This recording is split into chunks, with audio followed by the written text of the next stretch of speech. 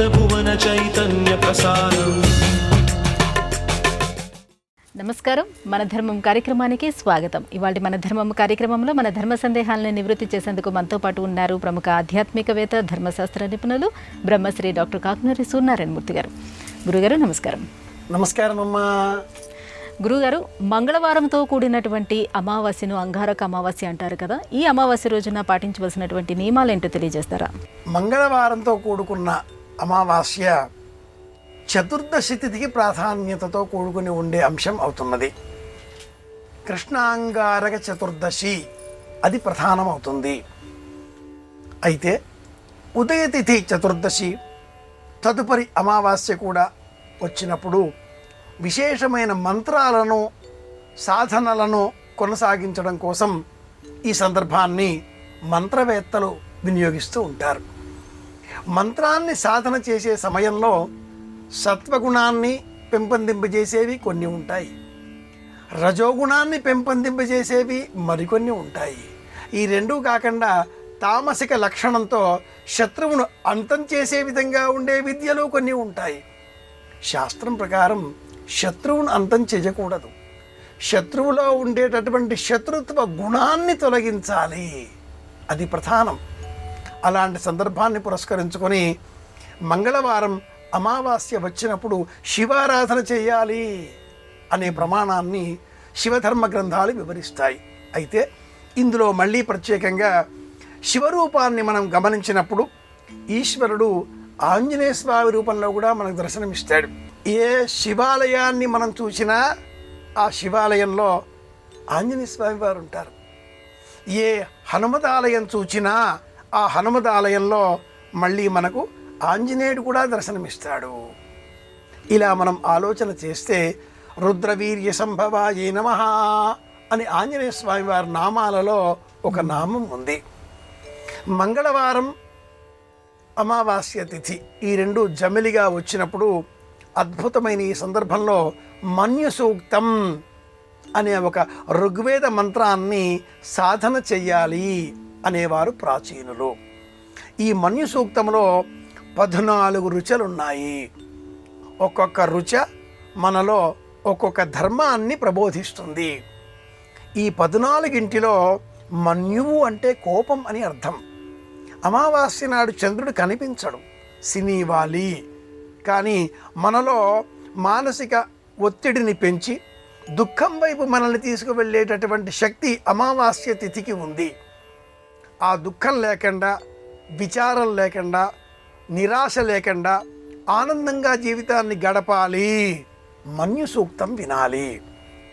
ఎస్తే మన్యోభిధద్వజ్రసాజ కసహ ఓజః పుష్యతి విశ్వమానుషకు సాహ్య మదా సమార్యంత్వజా ఆయుజా సహస్కృతేన సహసా సహస్వత మన్యురింద్రో మన్యురే వాసదేవో మన్యుర్హోతా వరుణో జాతవేదా మన్యుం విష ఈడతే మానుషీర్య. ఇది ఋగ్వేద మంత్రం. 14 రుక్కులతో ఉండేటటువంటి ఈ మంత్ర విభాగంలో అర్ధరుచ, పాదరుచ, రుచ అనే క్రమంలో సాధకులు ఈ మన్యు సూక్తాన్ని సాధన చేయడానికై మంగళవారం అమావాస్య వచ్చేటటువంటి అరుదైన సందర్భాన్ని ఎన్నుకునేటటువంటి వారు. మన్యు సూక్తాన్ని మంగళవారం, అమావాస్య కలిపి వచ్చినటువంటి యోగదాయకమైన రోజున అధ్యయనం చేసినా, నేర్చుకున్నా, విన్నా అలాంటి వారిలో కోపం నశిస్తుంది, ప్రశాంతత చేకూరుతుంది. మనలో ఉండేటటువంటి అనవసరమైన ఆవేగాన్ని, ఉద్వేగాన్ని, కోపాన్ని తీసుకునేటటువంటి దైవం ఆంజనేయుడు. కనుక ఈ సందర్భాన్ని పురస్కరించుకొని యథాశక్తి ఆంజనేయ స్వామి వారి ఆరాధన చేస్తే కూడా యోగదాయకం. తమలపాకులతో పూజించడం, కొబ్బరి నీటితో అభిషేక స్నపన విధానం పాటించడం, సింధూర సేవ చేయడం, అరటిపండు సమర్పించడం, హనుమాన్ చాలీసా పారాయణం చేయడం, ఇలా ఏది చేసినా మంగళవారం నాటి ఆంజనేయ స్వామి వారి సేవ యోగదాయకం. ఇందుకోసమే సాధనాపరమే అని కూడా పెద్దలు చెప్తారు. గురువుగారు, ప్రతి వ్యక్తి ముహూర్తం లేకుండా పుట్టి ముహూర్తం లేకుండా చనిపోయేదానికి ఎందుకు తన జీవిత పర్యాంత ముహూర్తాల వెంట పరిగెడతారు? ఇది ఎంతవరకు సమంజసం? ముహూర్త బలానికి ఉన్నటువంటి ప్రాధాన్యత ఏంటి? ముహూర్తం లేకుండా పుట్టి అని అనడంలో అర్థం లేదమ్మాయి. సనాతన ధర్మంలో ఎవరు పుట్టాలి అన్నా కూడా ఒక ముహూర్తం, గర్భ ఆదాన ముహూర్తము. సంప్రదాయంలో శాస్త్రం మనం పుట్టకంటే పూర్వమే సంస్కారాన్ని పాటించాలి. అలా ఆరంభం చేసి గర్భబీజ సముత్పన్న ప్రభృతి అనగా శరీరములో రూపం దిద్దుకున్నది మొదలుగా వెళ్ళిపోయేంత వరకు ఇవన్నీ ముహూర్తాలే. జీవుడికి తెలియకపోవచ్చు, ప్రతి క్షణం ఒక ముహూర్తం. ఆ ముహూర్త కాలంలో మనం చేసే పని మంచి చెడులను అందిస్తూ ఉంటుంది. అది తెలిసిన తరువాత వివేకి అయిన ఆ వ్యక్తి ఏ పని చెయ్యాలి అన్నా ముహూర్తం కోరుకుంటాడు. పగటి ముహూర్తం కావచ్చు, రాత్రి ముహూర్తం కావచ్చు, 24 గంటలలో 60 ముహూర్తాలు ఉంటాయి. ప్రతి ముహూర్తంలో కూడా ఒక విశేషం ఉంది కనుక ఆ ముహూర్తం తెలుసుకొని ఆ ముహూర్త ప్రయోజనం సాధించే నిమిత్తమై ఆ కార్యక్రమాన్ని పూర్తి చేస్తాడు. జీవం పొందినది మొదలుగా శరీరాన్ని విడిచిపెట్టేంత వరకు ప్రాణి ముహూర్తం తెలుసుకోవడంలో ఉండే ఆంతర్యం ఇదే.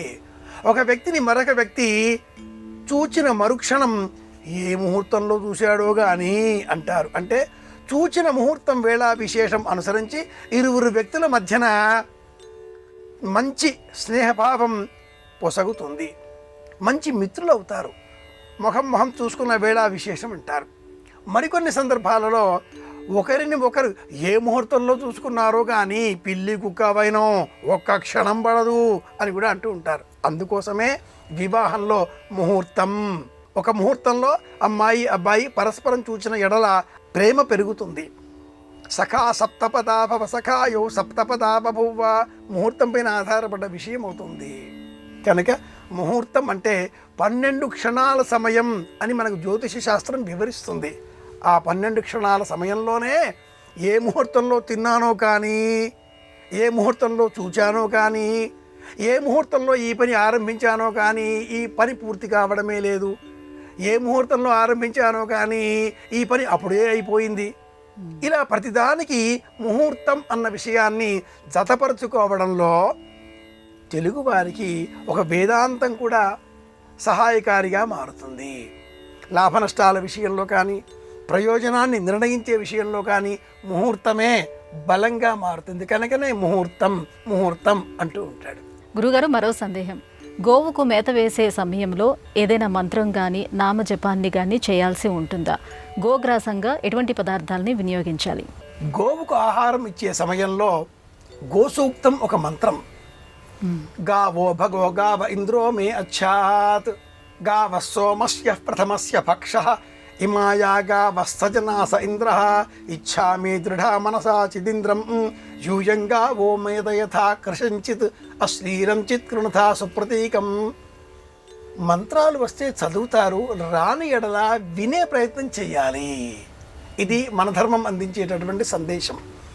ప్రతి ఇంట్లో వేదం వినిపించాలి, ఆర్షధర్మం నిలబడాలి, సనాతన భారతీయ సంప్రదాయాన్ని అనుసరించాలి.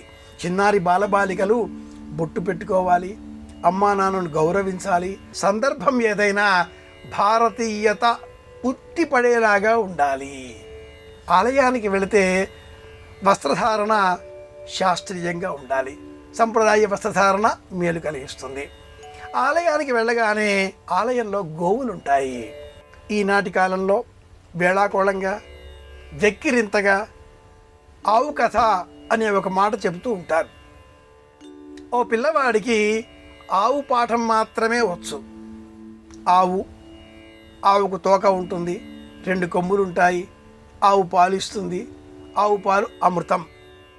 ఆ పిల్లవాడికి ఏ ప్రశ్న అడిగినా తాజ్మహల్ గురించి రాయరా నాయన అంటే తాజ్మహల్ ఉంటుంది, తాజ్మహల్ ముందు ఆవు కట్టేస్తారు, ఆవుకు తోక ఉంటుంది, 2 కొమ్ములు ఉంటాయి. మీరు ఏది అడిగినా కూడా 2వ లైన్ ఇదే కథ రాస్తూ ఉంటాడు. ఆవు కథలాగా ఆవు గోమాత అని మనం పిలుచుకుంటూ ఉంటాం. ఇది కూడా మేలు కలిగించే అంశమే. వ్రాసే ఉద్దేశం వాడిలో ఉన్నది కదా. గోవుకు గ్రాసం అందించేటటువంటి సమయంలో ఏ మంత్రాలు చెప్పే అవసరం లేదు, ఏ శ్లోకాలు చెప్పే అవసరం లేదు, ఏ కోరికలు మనసులో సంకల్పం చేసుకునే అవసరం లేదు. గోవుకు సమీపంగా వెళితే చాలు, గోవు మనకు ఏది కావాలో మనసు ద్వారా తెలుసుకుంటుంది అంటుంది ఈ గోసూక్తం. విన్నవించే అవసరం లేదు సుమా. గోగ్రాసంగా పచ్చికని వినియోగించాలి. అయితే భౌతిక అవసరాలతో కూడుకున్న మనం స్వంత ఇల్లు నిర్మాణం పూర్తి కావాలి. శనగలు, నువ్వులు, కందులు ఈ మూడింటి మిశ్రమాన్ని నీటిలో తడిపి గోమాతకు ఆహారంగా అందించాలి. ఆరోగ్యం మెరుగున పడాలి, అనారోగ్యం వల్ల కలిగే బాధలు తొలగిపోవాలి, వివాహం శీఘ్రంగా కావాలి, ఈ సంకల్పాలతో ఉన్నవారు శనగలు, బెల్లం ఈ మిశ్రమాన్ని గోమాతకు ఆహారంగా అందించాలి.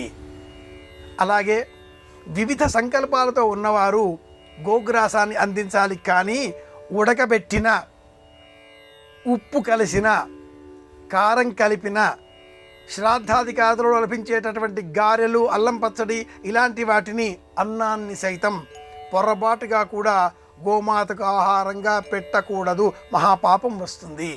ఆ దోషం తొలగించుకోవడం కోసం అనేక దానాలు చేయవలసి వస్తుంది. గోగ్రాసంగా పచ్చికని వినియోగించడం, పచ్చికని అందించడం శ్రేష్టం. లేదా నవధాన్యాలను నీటిలో నానబెట్టి బెల్లంతో కలిపి అందించాలి.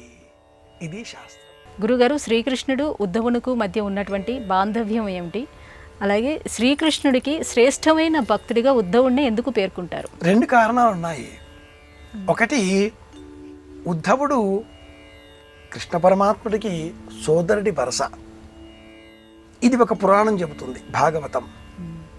మరి ఒక పురాణంలో వృష్ణికి మంత్రి ఉద్ధవుడు అని కూడా చెప్పబడి ఉన్నది. భోజ, యదు, వృష్ణి, అంధక అనే 4 వర్గాలన్నీ కూడా కృష్ణ వర్గానికి సంబంధించినవే. వీళ్ళంతా యయాతి వర్గానికి చెందిన వారే. ఇందులో ఒక వర్గానికి చెందిన యదు వంశానికి చెందిన వీరుడిగా, వసుదేవుడి కుమారుడిగా కృష్ణుడు ఉద్భవించగా, దేవభాగుడు అనే వృష్ణి వంశానికి సంబంధించిన వారిలో దేవభాగునకు ఉద్ధవుడు కుమారుడిగా జన్మించాడు. అన్నదమ్ముల పిల్లలు అనే భావనతో మనం ఈ ఇరుడి సంబంధాన్ని గుర్తిస్తే, ఉద్ధవుడు ప్రారంభం నుంచి కృష్ణ భక్తుడు. అశేషమైనటువంటి కృష్ణ భక్తి తత్పరతతో జీవితాన్ని గడిపినవాడు. గోపికలకు ఉద్ధవుడు అనేక బోధలు చేశాడు. కృష్ణుడిని మధురానగరం తీసుకువెళ్ళిపోయే సమయంలో ఉద్ధవుడి ప్రస్తావన, అనేక సందర్భాలలో కూడా ఉద్ధవునకు కృష్ణ పరమాత్ముడు బోధ చేస్తాడు. ప్రత్యేకంగా మహాభాగవతంలో కృష్ణుడు ఉద్ధవునకు చేసిన బోధ హంసగీత అన్న పేరిట ప్రసిద్ధం. ఈ దేహాన్ని విడిచి నేను వెళ్ళిపోతున్నాను అంటూ కృష్ణుడు ఉద్ధవునకు ప్రత్యేకమైనటువంటి దైహిక ధర్మాలకు సంబంధించిన తరుణోపాయాలతో కూడుకున్న, దేని మీద మమకారం లేకుండా ఉండేటటువంటి ద్వంద్వాతీత జ్ఞానాన్ని హంసగీత రూపంలో అందిస్తాడు. అదే ఉద్ధవ గీత. నకర్మణాన ప్రతిజాతనేన త్యాగే నైకే అమృతత్వమానసు అనే మంత్రానికి సంబంధించిన శ్లోక రూపం హంసగీత. సోహం, నేనే. హంస సాహిత్యంలో ప్రాణానికి హంస అన్న పదం పర్యాయంగా వాడతారు. హంస హంస పరమహంస సోహం, హంసస్సోహం హంస. హంస గాయత్రి ఒక పరమ మంత్రం. హంస హంసాయ విద్మహే పరమహంసాయ ధీమహి తన్నో హంస ప్రచోదయాత్. హంస హంసే యోబ్రుయాత్ హంసో నామ సదాశివ.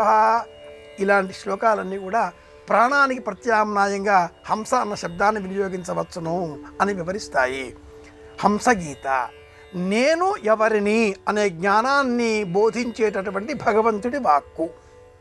సాక్షాత్తు కృష్ణ పరమాత్ముడు ఉద్ధవునకు బోధించిన ఈ హంసగీతలో ఒకే వాక్యాన్ని సులభంగా మనం చెప్పుకోవచ్చు.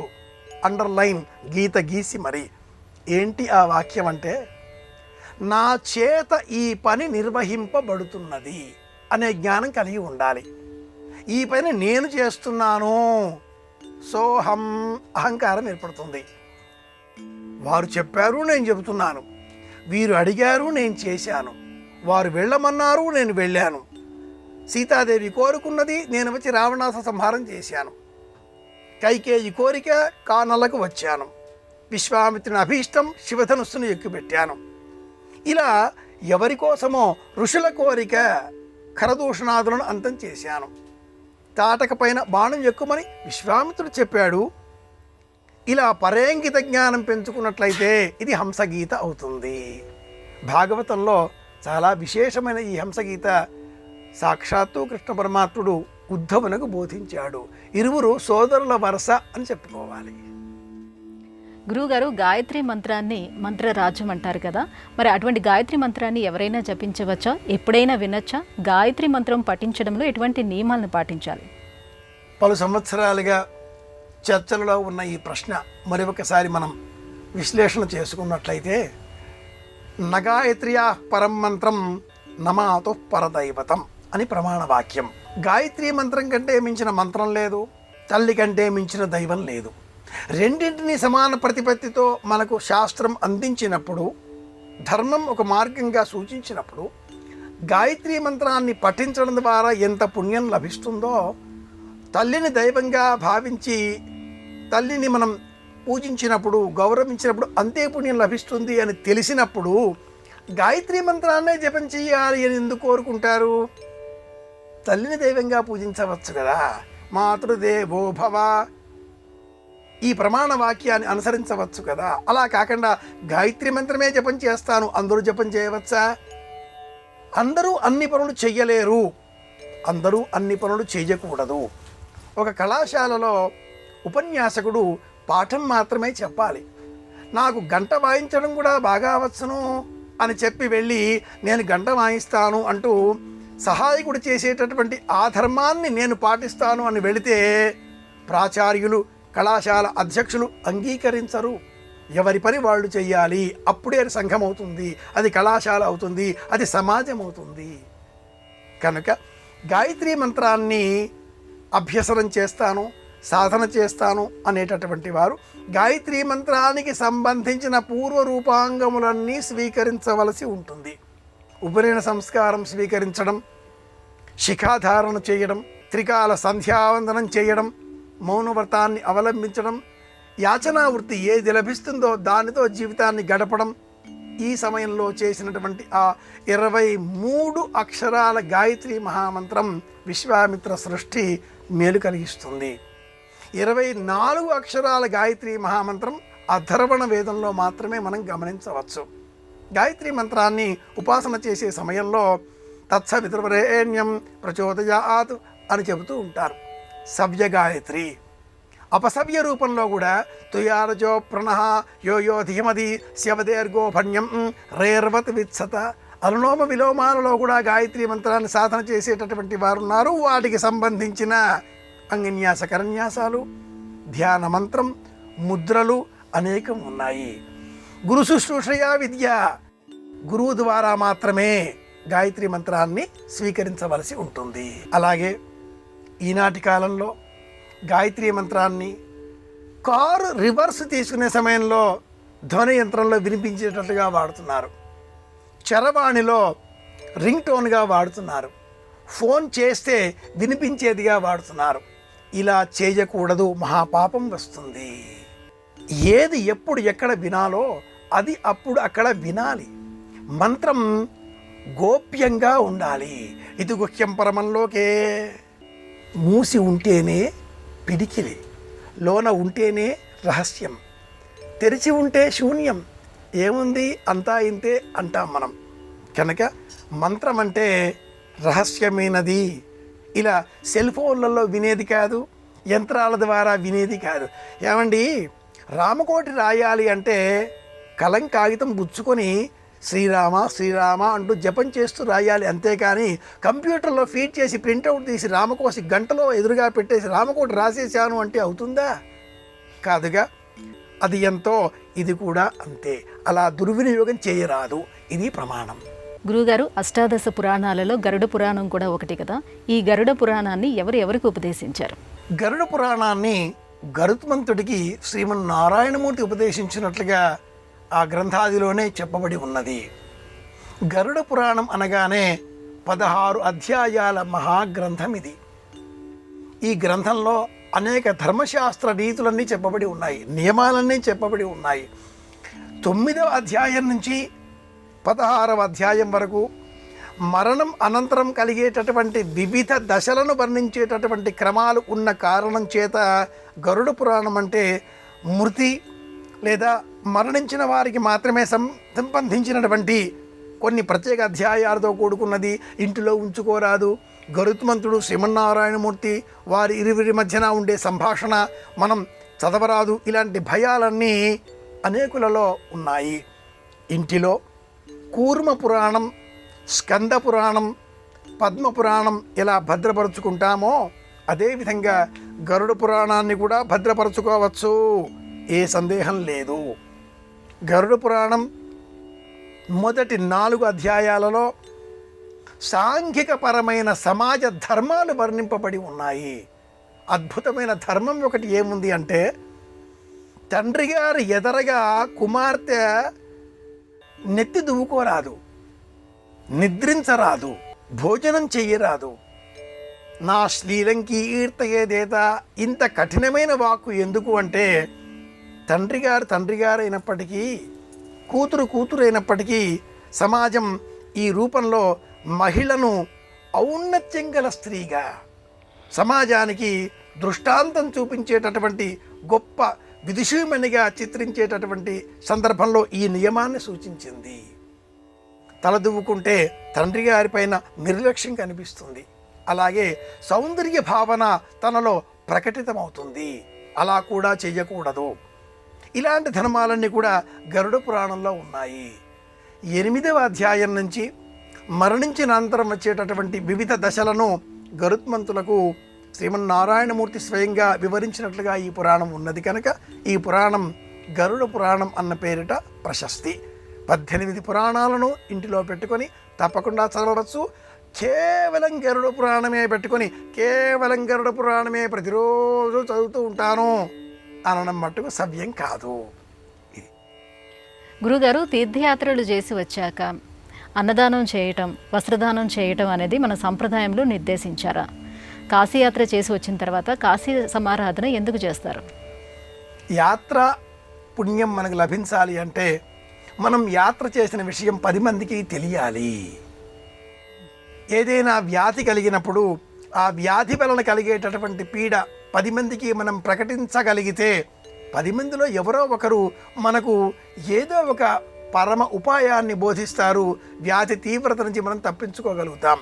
అది ఎలాగో పుణ్యకర్మ అయినటువంటి తీర్థయాత్రలను మనం పాటించినప్పుడు, నేను తీర్థయాత్రకు వెళ్ళానండి అని ఎవరైనా చెప్పినట్లయితే విన్నవారికి తమకు కూడా తీర్థయాత్రకు వెళ్ళాలి అనే ఆకాంక్ష కలుగుతుంది. ఆ ఆలోచన రావడంతో మనం పుణ్యం సంపాదించుకున్న వాళ్ళం అవుతాం.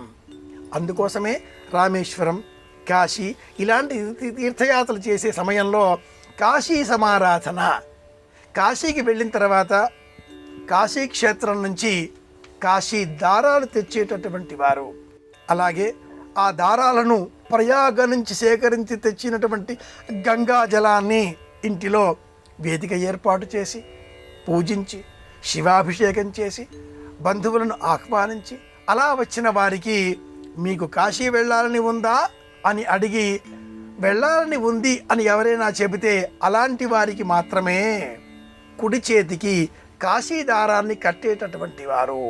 అది దీక్షాధారణ.